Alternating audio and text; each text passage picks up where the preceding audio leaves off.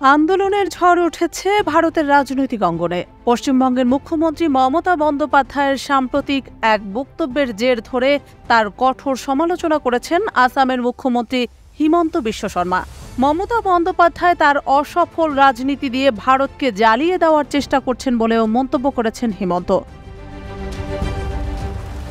বৃহস্পতিবার সামাজিক যোগাযোগ মাধ্যম এক্সে এক পোস্টে হিমন্ত বলেন, দিদি, আপনার এত সাহস কিভাবে হলো যে আপনি আসামকে ধমকি দিচ্ছেন? আমাদের রক্তচক্ষু দেখাবেন না। আপনার অসফলতার রাজনীতি দিয়ে একদম ভারতকে অগ্নিগর্ভ করে তোলার চেষ্টা করবেন না। বিভাজনকারী ভাষা বলাটা আপনার শোভা পায় না। সম্প্রতি কলকাতার আরজিকর হাসপাতালে এক ইন্টার্ন চিকিৎসককে ধর্ষণ ও হত্যার ঘটনা ঘটেছে।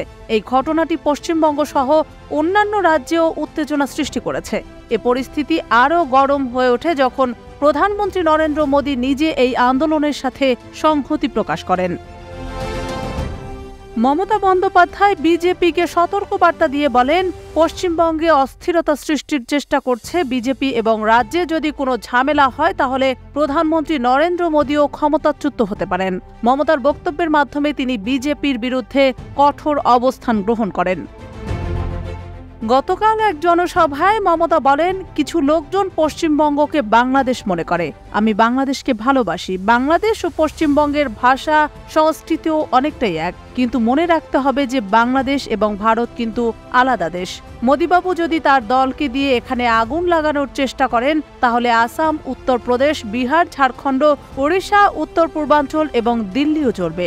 আপনার চেয়ারটা টলমল করে দেব।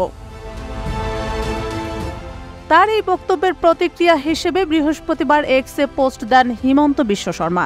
হিমন্তর পোস্টে মমতার বিরুদ্ধে অভিযোগের পরিপ্রেক্ষিতে রাজনৈতিক উত্তেজনা আরও বৃদ্ধি পাবে কিনা তার সময়ই বলবে।